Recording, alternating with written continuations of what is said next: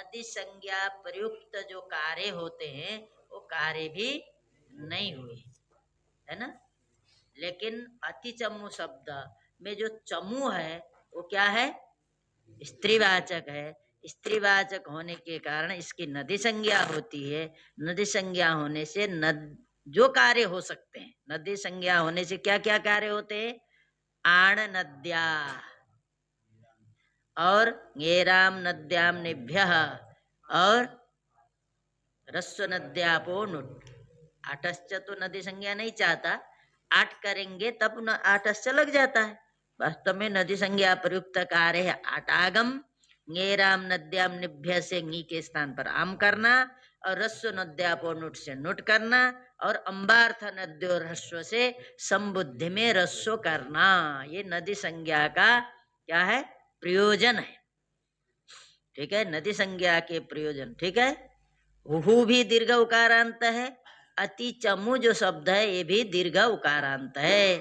तो दोनों दीर्घ उकारांत हैं, लेकिन दोनों में अंतर क्या है, कोई पूछेगा तो क्या बताओगे, तो यही बताओगे कि अति चमू शब्द नित्य माने अति चमू नहीं, चमू, अति चमू में जो चमू है ये नित्य स्त्रीलिंग वाला होने के कारण से युस्त्राक्षो नदी सूत्र से नदी संज्ञा होती है। तो नदी संज्ञा होने के नाते उसमें नदी संज्ञा होने से जो कार्य होते हैं वो कार्य हो जाएंगे, लेकिन हु स्त्रीवाचक नहीं है, इसीलिए उसकी नदी संज्ञा नहीं होगी।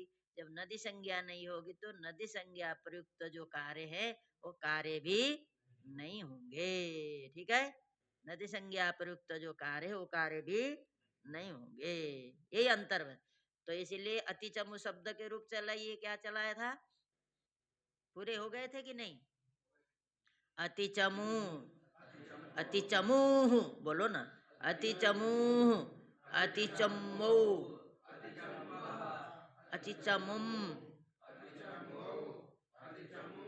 अति चमून, है ना, अति चमून, अति चमवा, अति चमूभ्याम, अति चमूभिः, अति चमवै, अति चमूभ्याम, अति चमूभ्यः, अति चमवा, क्या बोल रहे, ये अति चमवै बोलेगी नहीं बोले, अति चमवै, अति चमूभ्याम, अति चमूभ्यः, अति चमवाः, अति चमूभ्याम, अति चमूभ्यः, अति चमवाः, अति चमोः, अति चमूनाम, अति चमवाम, अति चमोः, अति चमूषु, हे अति चमू, हे अति चमो, हे अति चमवः। आएगा ना, कोई दिक्कत तो नहीं है। हाँ, किसी को दिक्कत हो तो बोले। क्या तुम लोग को आया समझ में, हाँ? कितना पढ़े हो, हाँ? कहाँ तक पढ़े थे, अच्छा संधि, तो अभी नोट कराना शुरू, और नए जो बच्चे हैं वो अलग उसमें नोट करा लेना नाम। ठीक है, जब शुरू होगा तो सूचित कर दिया जाएगा, इस दिन से शुरू। हाँ, आ जाएगा लेकिन समझ में भी। ठीक है, तुम तो पहले भी आए हो कभी, हाँ?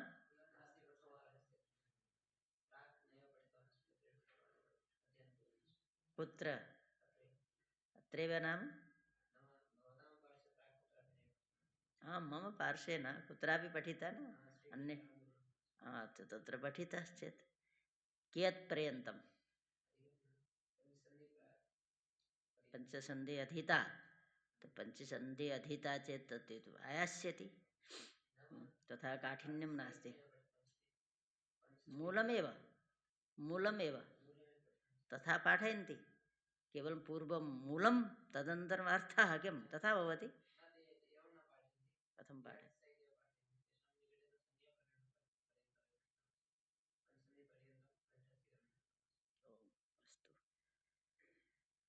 हाँ चलो, तो अयमपि अस्ति तथैव, अयं तु पठितः, अयं जानाति एकः,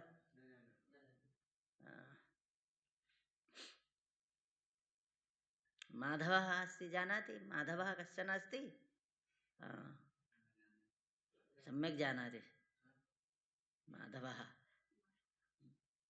विद्यालयीय नामस्तु वर्तते मातृका प्रसादः माधवः इति तत्र जनाः वदन्ति माधवः मायाधवः माधवः मायाः लक्ष्म्याः धवः पति माधवः भवति न धवः नाम पति स्वामी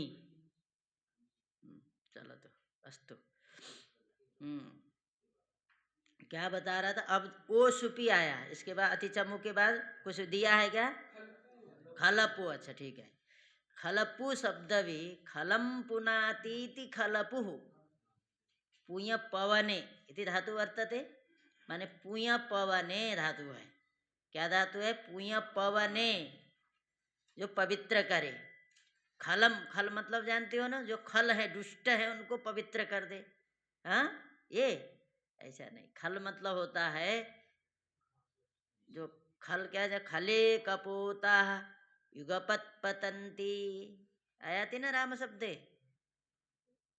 केपि न वदन्ति खले कपोताः युगपत् पतन्ति इति न्यायेन प्रातिपदिकात् सर्वेपि स्वादयाः समागताः इति वदन्ति माने खले कपोत खल माने होता है जैसे पहले पहले तो होता आजकल तो पता नहीं धान और झाड़ते हैं खेतों में बनाते हैं ना साफ सफाई करके तो वह कितनों धान उकर हो तो भी कुछ न कुछ रह जाते हैं वहाँ तो जो वहां से लोग हट जाते तो सारे चिड़िया आकर के बिन करके खाने लग जाती है कि नहीं वही खल है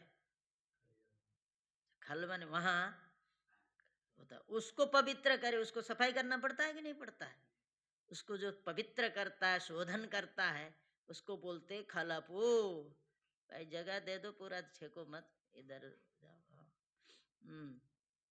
हाँ खले ठीक है उसको बोलते खलपू ठीक है और जो खल को दंडा दे वो भी खल पवित्र करना होता है खल माने दुष्ट जो दुष्ट व्यक्ति होते उसको दो दंड देना ही उसका माने शोधन करना है माने किसी ने अपराध किया तुमने किसी भी उसको सजा के रूप में जेल दे दिया गया तो मत के क्या है उसके प्रति अपराध करना नहीं हुआ उसके पाप को कम करना है उसको पवित्र करना यदि कोई गलती करता है गलती करने के बाद उसको सजा मिल जाता है तो अपराध कम हो जाता है समझ गए किसी ने किसी को मार दिया जान से ही खत्म कर दिया एकदम तो क्या उसको अगर सजा मिल गई जेल में जाना पड़ा कि इतने साल तक तुमको तो उससे क्या हो अपराध कम हो जाएगा कम हो जाता है अगर नहीं गया बच गया किसी झूठ फूट बोल करके गवाही दे करके धमकी दे करके बच गया तो फिर तो नहीं कम होगा इसीलिए क्या कहते कोई गलती हो भी जाती है माने भूल में तो आप क्षमा मांगो अगर वो व्यक्ति क्षमा कर देता है तुम्हारा कम हो जाएगा दोष ये बड़कपन है लोग क्या कहते हैं नहीं जान पाएगा इसीलिए क्या कहते हैं पाप क्षयति कीर्तनात् पाप का कीर्तन करने से पाप को किसी को कहने से वो पाप कम हो जाता है लोग क्या करते हैं पाप को छिपा लेते हैं और अच्छा काम करते हैं तो हम बद्रीनाथ गए हैं किए वो किए ये बोलते हैं सुनाते हैं दूसरे को लेकिन पाप कोई सुनाता है पाप नहीं सुनाता गलत काम किया होगा सुनाएगा नहीं ठीक है तो मैंने कहने का मतलब जिसको ने गलती किया दुष्ट है उस व्यक्ति को यदि सजा देना भी ये क्या है वो भी खलपुई है समझ लो यद्यपि प्रसिद्ध आप ग्रंथ में खोजो वैयाकरण के दृष्टि से भी अर्थ आता है नहीं तो खलपू का मतलब तो वही खल को जो सफाई करता है साफ करने वाला है उसको ही खलपू बोलते ठीक है खलपू पुण्य पवने धातु है पुण्य पवने ठीक है कोई प्रत्यय करके पू बनता है खलपू अब खलपू शब्द से सु लिया हो खलपू दिया है दीर्घ दिया है ना तो विसर्ग कर दो सु में उकार का क्या हो जाएगा उपदेश जन्नासिक से संज्ञा हो जाएगा तस्य लोप से लोप हो जाएगा सकार का हमने पहले बता दिया आपको केवल हलंत से परे सु का सकार हो तो लोप करना है दीर्घ नी तदंत से परे हो तो लोप करना है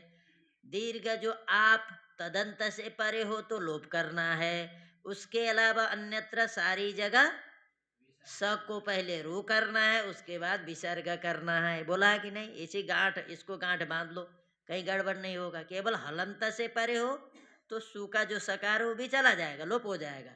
दीर्घ जो नी, दीर्घ जो नी माने ङिप, ङिस, ङिन, ये तीन प्रत्यय, ङिप, ङिस, ङीन, ये तीन को हम ङी बोलते हैं, क्योंकि सारे का शुरू का अक्षर ङी है।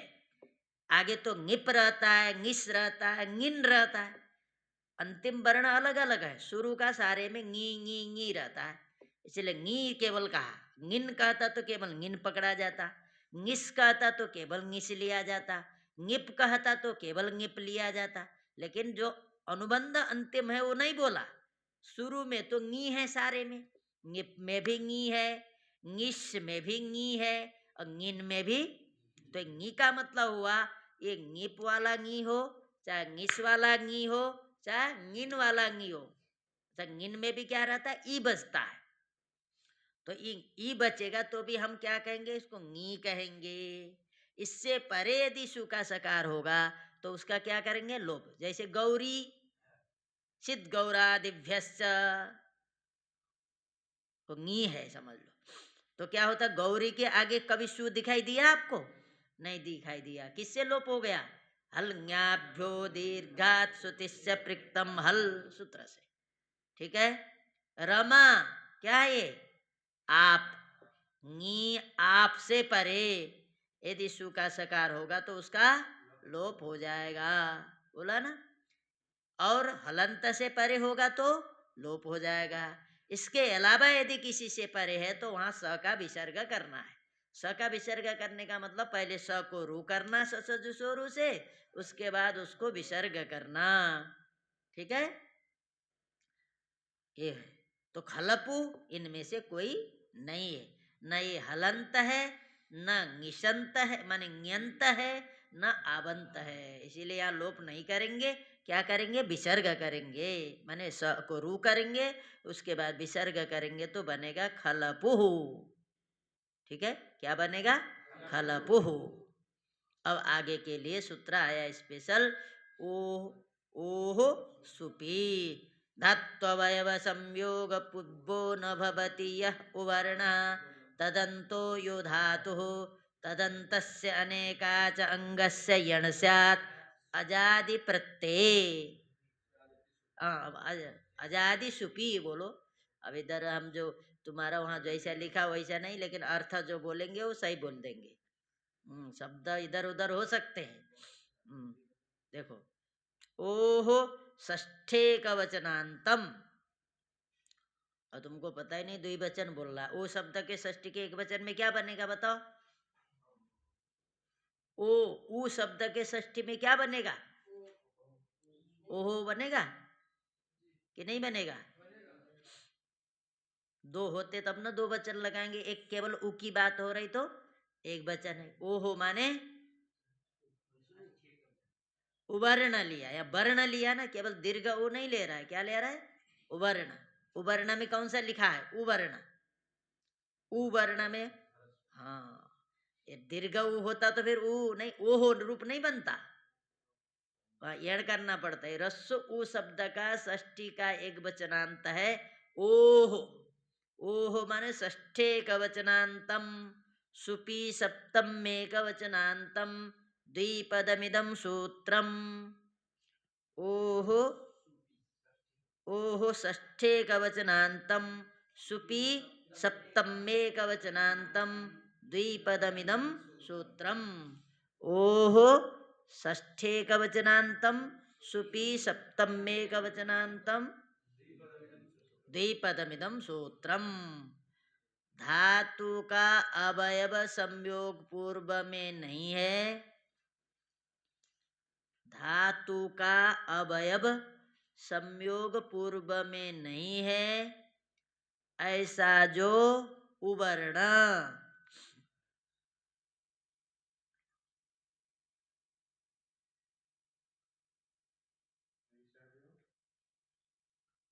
उवर्ण तदंत जो धातु, तदंत जो अनेकाच अंग,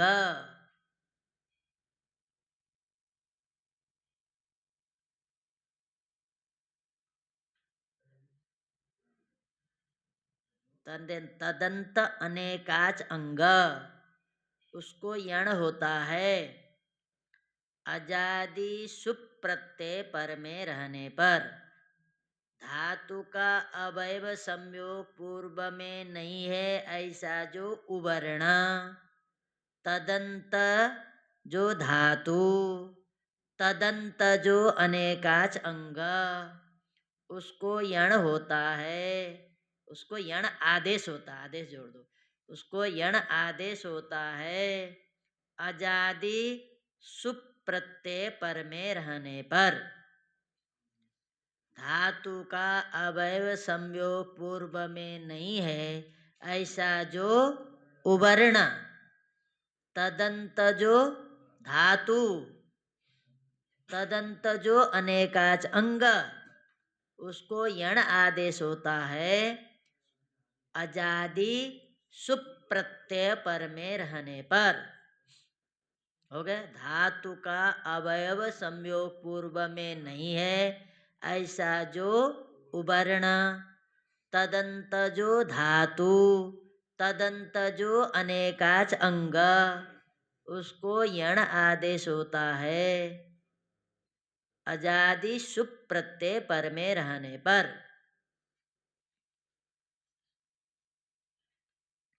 ठीक है, हलादि में तो यण होता ही नहीं है, अजादि सुप प्रत्यय पर में रहने पर। हो गया, धातु का अवयव संयोग पूर्व में नहीं है ऐसा जो उवर्ण, तदंत जो धातु, तदंत जो अनेकाच अंग, उसको यण आदेश होता है अजादि सुप प्रत्यय पर में रहने पर। ठीक है, अब यहाँ समझिए, सबसे पहले आप खोजिए उवर्ण, सबसे पहले उस जहाँ आपको यण करना है वहाँ खोजिए उवर्ण। देखिए खलपू है ना, ये आजादी में केवल लगेगा, आजादी में केवल लगेगा। आजादी कितने हैं, हलादी आपको बता दिया था, सु भ्याम भिस भ्याम भ्यस भ्याम भ्यस सुप, ये हलादी है, यही ना हलादी है। कौन, सु भ्याम भिस भ्याम भ्यस भ्याम भ्यस सुप, ये हलादी है। इसके अलावा सारे के सारे क्या हैं, आजादी है। ठीक है, हलादी ध्यान रखो, ये हलादी में इस सूत्र को नहीं लगाना है, आजादी में लगाना है। ठीक है, और जगह खलपू की जगह पर क्या रहेगा, खलप्पो बन जाएगा, यण हो जाएगा तो खलप्पो, खलप्पो हो जाएगा ना। यण करने के बाद खलपू जहां है वहां क्या बनेगा, खलप्पो। इसका मतलब अजादि में खलप्पो, हलादि में खलपू, दो तरह के शब्द बन गए। आजादी में तो यण करेंगे, किसको यण करेंगे, खलपो में ऊ को करेंगे ना, ऊ की जगह पर वो आएगा। तो माने आजादी में क्या होगा अब शब्द, खलप्पो, खलप्पो, वो हल है ना, उस हल जो वह है उसको उस विभक्ति आजादी विभक्ति में मिलाते जाओगे, बन गया। कितना सरल है। अब हलादि में कुछ भी नहीं करना है, उसी के आगे हलादि विभक्ति को लिया करके रख देना है। देखो खलपू सूर करना है, खलपू हो बना ही दिया था, खलपुभ्याम खलपुभि खलपुभ्याम खलपुभ्यः खलपुभ्याम खलपुभ्यः खलपूषु, केवल मूर्धन्य सा करना है बस, खलपूषु खलपूषु हो गया। अब आजादी में आपने क्या किया, खलप्पो बना दिया ना, खलपू में ऊ को यण कर दिया, ऊ की जगह पर वो आया है खलप्पो, औ में मिला दो क्या बन गया, खलप्पो। जस वाले अस में मिला दो क्या बन गया, अम में मिला दो क्या बन गया, हाँ, और उसमें मिलाओगे औट में क्या बनेगा, वो क्या नाम है, सस अस में मिला दो, टा के आ में मिला दो, ङे के ए में मिला दो, ngस ngसी ngस के अस में मिला दो, ओस में मिला दो, आम में मिला दो, और ङी में ङी के ई में मिला दो, ओस में मिला दो। बना नहीं बना, कुछ करना पड़ा, कितना आसान है देखो। अब तुमको ये बोलो खलपू शब्द से औ आया, यण हुआ, खलप्पो बना, फिर जस आया, फिर अस मिला, खलप्पोह बना, अम आया, फिर खलपू अम, फिर यण हुआ, खलप। देखो काय को लगेगा, हमने कुछ दिन नहीं बोला था, अमी पूर्व का भी विशेष है, धातु कहता है। ठीक है, प्रधि में क्या ये अम हुआ, अमी पूर्व से पूर्व हुआ था, ये रहने का जो लगा था, तो फिर उसका बाधक है ये, धातु में नहीं लगने देगा। प्रथम पूर्व श्रवण का अमी पूर्व बाधक, अमी पूर्व का बाधक है अच्छी सुनो धातु, एरने का चो ओसुपी, ये सब अपवाद सूत्र है, ये जहां नहीं लगेंगे वहां लगाना अमी पूर्व को। समझ में आई बात? ओसुपी जहां नहीं लगेगा, एरने का जो संयोग पूर्व से नहीं लगेगा, अच्छी सुनो धातु भूर्वा में बोरेंगो मंगो, क्या हो रहा है? इधर उधर करते रहते हो। हाँ, नहीं लगेगा वहां अमी पूर्व को लगाना है। जब अमी पूर्व भी नहीं लगेगा तब प्रथमयो पूर्व सवर्ण को लगाना है। प्रथमयो पूर्व सवर्ण भी नहीं लगेगा, अका सवर्ण दीर्घ को लगाना है। अका सवर्ण दीर्घ भी नहीं लगा है तो आध गुणा लगाओ, यदि प्राप्त है तो युकेणेची, प्राप्त है तो युकेणेची लगाओ, एक क्रम है। जैसे सबसे पहले अंतिम में चले जाना, सबसे देखो कि वो लग रहा है कि नहीं लग रहा है। वो सोपी नहीं लग रहा है तो फिर कहाँ आओ, हमें पूर्व में आओ, यदि है तो उधर से इधर आना, इधर से देखते उधर नहीं जाना है। यदि सार्वधातु कार्धातु को सबसे पहले जाओ, अर्ध वो लग रहा है कि नहीं, नहीं लग रहा है तो फिर आओ एरने काचो में आओ, अचिह में आओ, वो भी नहीं लग रहा है तब आओ यहाँ इक्वेणेची में। समझ गए? ये क्रम है, ये सब उधर के अपवाद है। चलो आ गए, समझ में नहीं आया खलपू? अब यहाँ हम एक अच्छी तरह से समझो, ओ सुपी सबसे पहले क्या कह रहा है, अर्थ का तो समन्वय होना चाहिए ना। कहता है सबसे पहले तो उवर्ण खोजो। उवर्ण क्या है? खलपू में उ, लेकिन उ कैसा होना चाहिए, उवर्ण कैसा कह रहा है? धातु का अवयव संयोग पूर्व में न हो, ऐसा उवर्ण चाहिए ना। यहाँ धातु क्या है आपका? पू, पू धातु है। अब पू धातु बोलो, यहाँ पू है ना, पू यहाँ है, चला गया, पू है। ठीक है, पू धातु है। अब इस पू का, पू के कितने अवयव हैं? क्या क्या? प और उ, दो ही है ना। खल तो अलग है, वो धातु का थोड़ा है, उपपद है, उपपद समास है, हमने अभी बोला नहीं। यहाँ धातु है पू, पू के दो ही अवयव है, कौन कौन? प और उ। इसका मतलब क्या है, जो प है ये संयोग है क्या? प, केवल प मात्र की संयोग संज्ञा कर सकते हो क्या? नहीं कर सकते हो। इसका मतलब प संयोग नहीं है ना। जो धातु का अवयव प है वो संयोग, वो वही पूर्व में है उ के, तो उ के पूर्व में प ही न है, वो प संयोग नहीं है। इसका मतलब उ कैसा हुआ? संयोग पूर्व वाला नहीं हुआ। ये तो कहता है संयोग, क्या ऐसा उवर्ण चाहिए जिस उवर्ण के पूर्व में संयोग, तो है क्या यहाँ संयोग? नहीं है, तो संयोग पूर्व में नहीं है, ऐसा उवर्ण हो गया कि नहीं? पुका उ धातु का अवयव, इसीलिए बोला दूसरे का भी नहीं चाहिए, धातु का अवयव। धातु का अवयव केवल प है, वो प संयोग नहीं है, इसीलिए हम उ को क्या कहेंगे? धातु का अवयव संयोग पूर्व में नहीं है, ऐसा उवर्ण हो गया। कौन हुआ? पू का उ। उ, वह पू का उ, उ तदंत माने उ, तदंत माने उ, उ है अंत में जिसके, ऐसा धातु कौन हुआ? पू, माने धातु का अवयव संयोग पूर्व में नहीं है, ऐसा उवर्ण हुआ पू का उ। और उ अंत में है ऐसा धातु कौन हुआ? पू। और वो पू धातु अंत में है ऐसा अनेकाचंग कौन हुआ? खलपू। समझ गए? उसको क्या होता है? यणादेश। धातु का अवयव संयोग पूर्व में नहीं है ऐसा उवर्ण कौन हुआ? पू का उ। और पू का उ अंत में है ऐसा धातु कौन हुआ? पू। अब पू धातु अंत में है ऐसा अनेकाचंग कौन हुआ? खलपू। समझ गए? खलपू, उसको क्या होता है? यणादेश। तो क्या खलपू पूरे को यणादेश करोगे? हाँ, निर्दिश्यमान से आदेशा भवंती, निर्दिश्यमान को आदेश होते, निर्दिश्यमान क्या है? ओ है ना वहां। ओ की प्रकृति क्या है बताओ? ऊ है। ओ कहाँ का है? षष्ठी का है। षष्ठी भी, उस षष्ठी विभक्ति किससे आई है? ऊ से। इसका मतलब ऊ प्रकृति है ना। तो निर्दिश्यमान जो उसकी प्रकृति होती है उसी को कहा जाता है। तो इसका मतलब यहाँ हुआ निर्दिश्यमान कौन है? ऊ है। इसीलिए ऊ को ही यण होता है, पूरे अंग को यण नहीं होता। निर्दिश्यमान को आदेश होते। निर्दिश्यमान आदेशा भवंती। निर्दिश्यमान जो होता है उसी को आदेश होते हैं। निर्दिश्यमान क्या है? भले सूत्र बोल रहा है अनेकाच अंग को यण आदेश बोल रहा है, लेकिन अनेका जैसे बोलते हो ना, बहुवचन झल्लेत किसको यकार होने के लिए बोलता है? अदंत अंग को बोलता है। तो क्या करते हो? अलुंत्य लगाते हो, अंतिम को करते हो ना।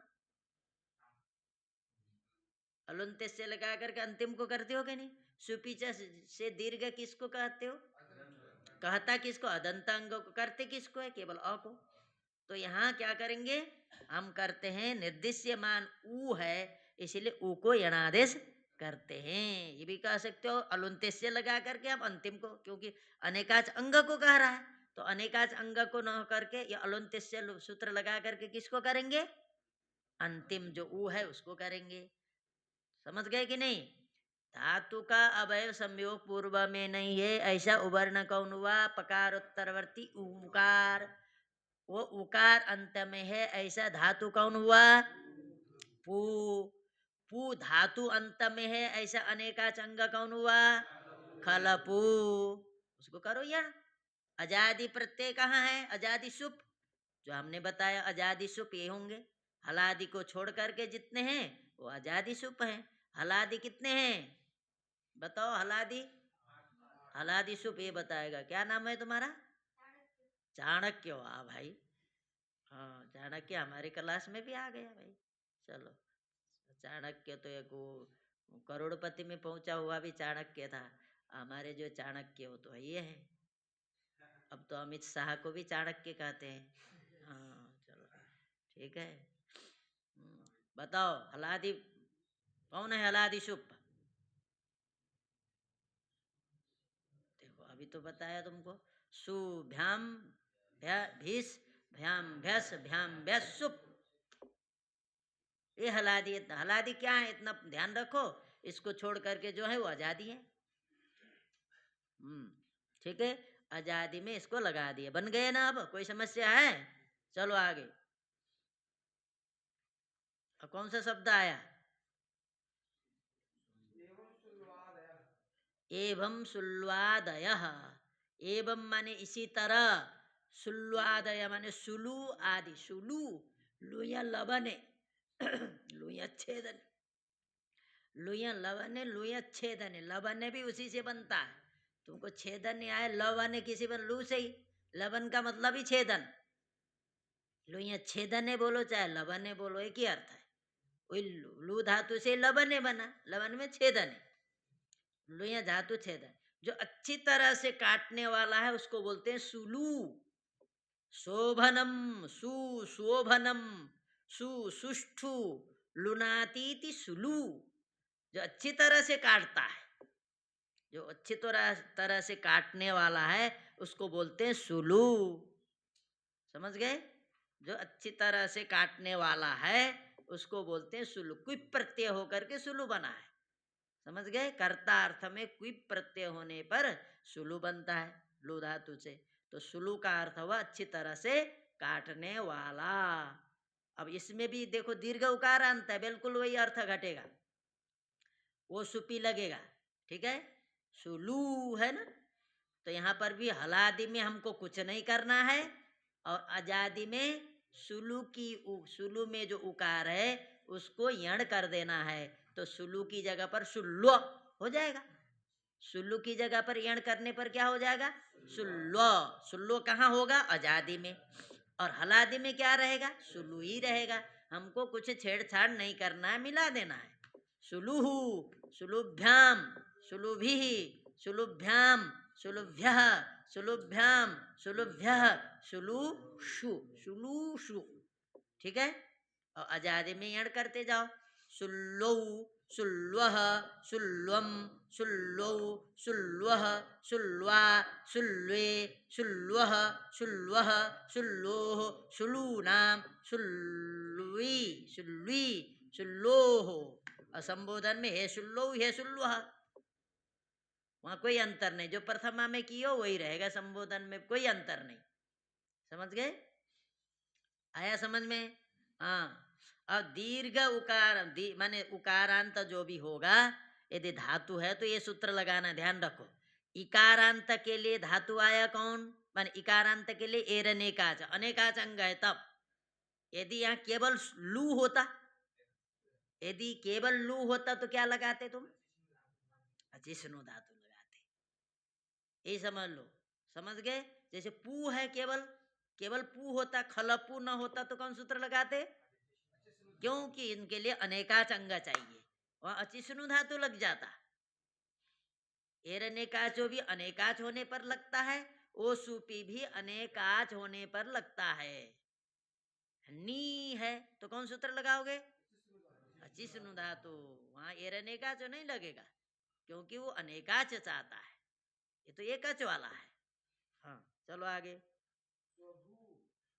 स्वभू स्वभू स्वभुवौ स्वभुवः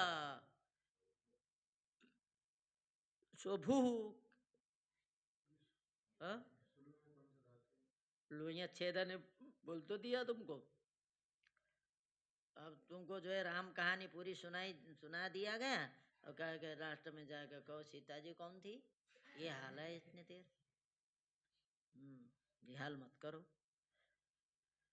स्वभू स्वभुवौ स्वभुवः बनाया ना, तो अब कहे स्वभु स्वभुवौ स्वभुवः। हाँ, यहाँ कोई सूत्र, कौन सूत्र लगा? हाँ, वो सुपी लग गई। हाँ, यहाँ भू है ना, इसीलिए क्या होगा? यण नहीं हुआ, यण का निषेध हो गया। न भू शुधियो, क्या भू और शुद्धि शब्द को यण नहीं होता। स्वभू में भू है कि नहीं है? हाँ नहीं है बोल रहा है क्या? है, इसीलिए यण नहीं होगा, यण निषेध हो गया, तो क्या हो जाएगा वहां? उबंग हो जाएगा। तो स्वभुवौ स्वभुवः स्वभुवम स्वभुवौ स्वभुवः। भाई आजादी में करना है उबंग, क्या रहेगा? स्वभुव। आजादी में क्या होगा? स्वभुव। हलादि में मिलाना है, हलादि में कुछ भी नहीं करना, आजादी में उबंग कर देना है। उबंग जब हो जाता है तो आप लोग को पहले बोला अंगकार की संज्ञा होती है, ब में भले उबंग करते समय आपको ब में अ दिख रहा होगा, लेकिन उच्चारणार्थक है, उसकी संज्ञा करने की जरूरत नहीं है, उब रहता है। जैसे अनंग करते हो, अनंग न में अ रहता है ना, अनंग करते हो तो ngकार की संज्ञा कर देते हो, अ की संज्ञा करते हो क्या? नहीं करते, बोलते हो अन। अनंग में ngकार की संज्ञा हो गई, अन्न बचा, अन्न बचा बोलते हो। नमक में अ नहीं लगा, लगा है, लेकिन वो केवल उच्चारण के लिए है।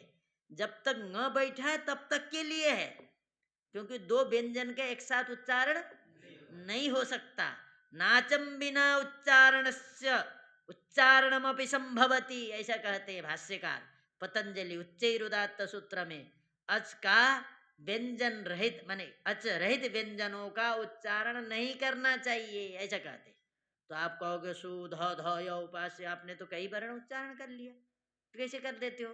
तो कहते यदि सूत्र करता है तो करना पड़ेगा, अपने मन से नहीं कर सकते हो। सूत्र तो हजारों करेगा तो करना पड़ेगा, वो नहीं। वहां तो सु द ध अनचि से सिद्धित्व कर दिए तो करना पड़ेगा ही नहीं पड़ेगा। शास्त्राबोधित हल समुदाय से उच्चारणम असाधुत्वम, ऐसा कहा वहीं उसी के व्याख्या में। और तुम लोग इतना समझो कि यहाँ न में जो अकार है उच्चारणार्थक है, क्योंकि न जब तक था तब तक, अब न चले जाने के बाद तो एक हम न मात्र को तो हल उच्चारण कर सकते हैं ना, एक हल तो उच्चारण कर सकते, एक से ज्यादा अच बिना लगाए उच्चारण नहीं करना होता, एक कर सकते हो। लेकिन एक के अलावा एक साथ हम कई व्यंजन हल माने अच रहित उच्चारण करें, ऐसा नहीं करना चाहिए।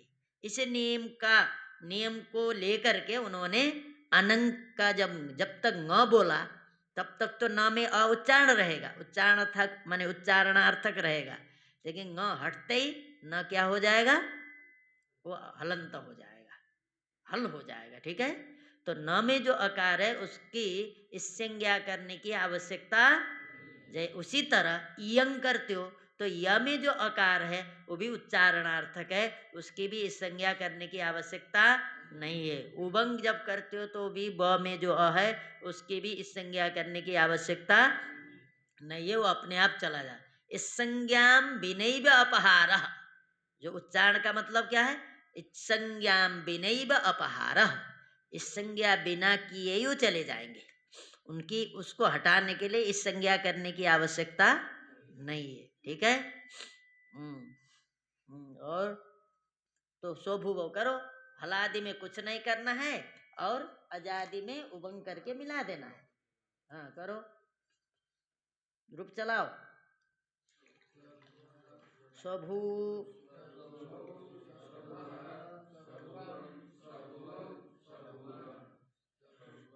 स्वभुवा स्वभूभ्याम स्वभूभिः स्वभुवे स्वभूभ्याम स्वभूभ्यः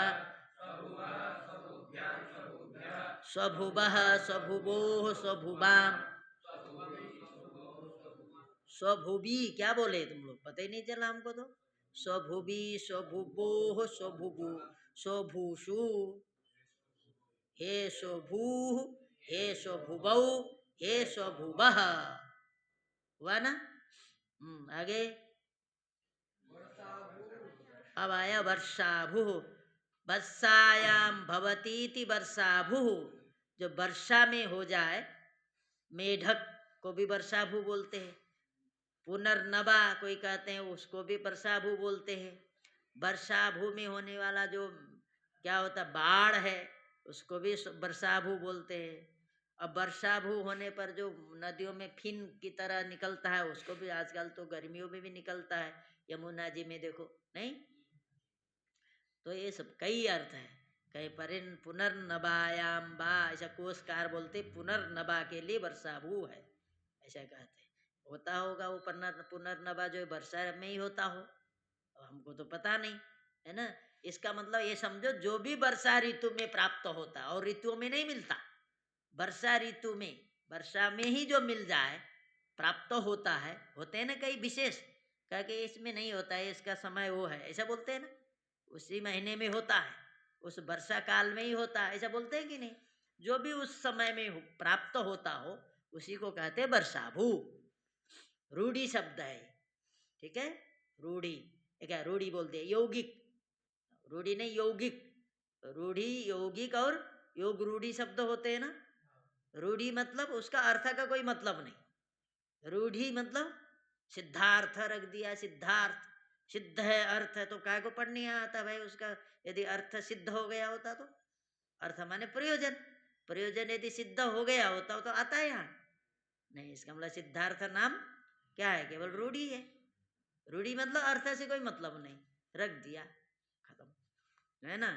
तो जो यौगिक होता अर्थ घटेगा, अर्थ उसमें घटना चाहिए तब यौगिक हुआ।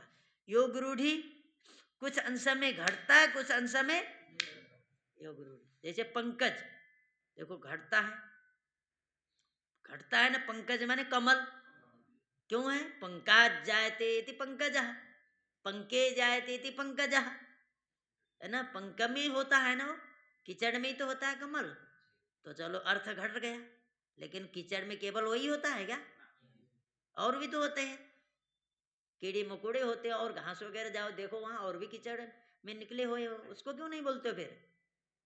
तो वही रूढ़ी भी है ना उस साथ साथ, वो रोक देता है, और को नहीं बोला जाएगा, केवल कमल को बोला जाएगा, ये योग रूढ़ी का मतलब होता है, जिसमें वो अर्थ घटे सबको बोलना चाहिए ना फिर, यदि योगिक केवल मानोगे, अर्थ सब और में भी घटता है, वहां नहीं होता, इसीलिए रूढ़ी रूढ़ी यौगिक योग रूढ़ी जैसे होते सब। हाँ, तो ये क्या है, वर्षाभु बने जो भी वर्षा में होता है, यौगिक मान लो, जो भी वर्षा में होता है इसको वर्षाभु कहेंगे। अब इसमें भी वर्षाभु, वर्षाभ्वश्च सूत्र आया होगा, वर्षाभु हलादि में कुछ नहीं करना, हलादि विभक्तियों को ल्या करके आगे रख दो, शब्द बन गए। और अजादि में क्या करना है? वर्षाभ्वश्च, वर्षाभ्वश्च, वर्षाभू क्या लिखा है? वर्षाभ्वः, वर्षाभ्वश्च लिखा, तो कहाँ बना वर्षाभ्व? हाँ, षष्ठी का एक वचनांत है। वर्षाभ्वः षष्ठी का वचनांतम च अव्ययपदम द्विपदमिदम सूत्रम। वर्षाभ्वः षष्ठी का वचनांतम च अव्ययपदम द्विपदमिदम सूत्रम। वर्षाभू शब्दों को क्या होता है? यण होता है। कहाँ?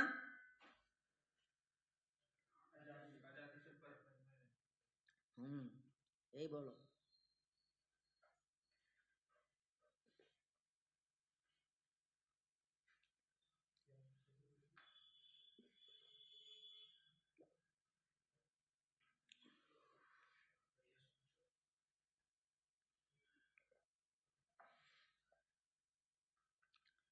क्या है? हरिवल्लभ क्या पूछ रहे हो?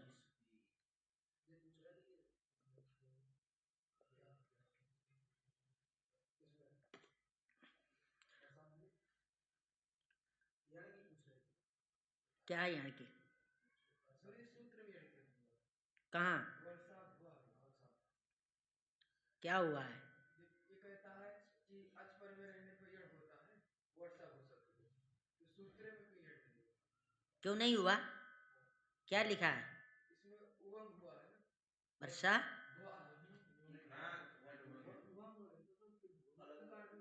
भू में ऊ है? कैसा आदमी है भाई? वर्षा भू में यण है, भ लिख रहा है, यण नहीं हुआ। पता कौन सी खोपड़ी है इसकी। हाँ, कह रहे देखो, देखता नहीं, इसे देख नहीं रहा, वो जो बोल दिया वही मान लिया। भाई वर्षा भ में यण नहीं हुआ तो भू में ऊ होता ना, कह रहा उबंग हुआ बोल रहा है। बताओ ये हाल है। चलो, वो भी इसीलिए पूछ नहीं पाया, उससे कर रहा है। हाँ, वर्षा भ षष्ठे का वचनांतम च अव्ययपदम द्विपदम इदम सूत्रम। वर्षाभू शब्द को यण आदेश होता है अजादि सुप पर में रहने पर। हो गया हमारा समय। देखो, अजादि सुप पर में रहने पर। हाँ, वर्षाभू शब्द को यण आदेश होता है अजादि सुप पर में रहने पर।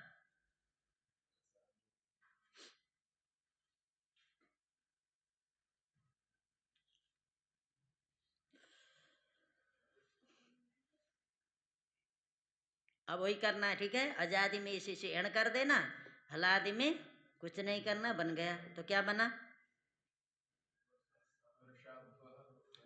वर्षा करो एण, अजादि में रूप चलाओ। चलो पूरे रूप चला। वर्षा भू, वर्षा भौ, वर्षा भः, वर्षा भम, वर्षा भौ, वर्षा भ्वा, वर्षा भूभ्याम, वर्षा भूभि, वर्षा भ्वे, वर्षा भूभ्याम,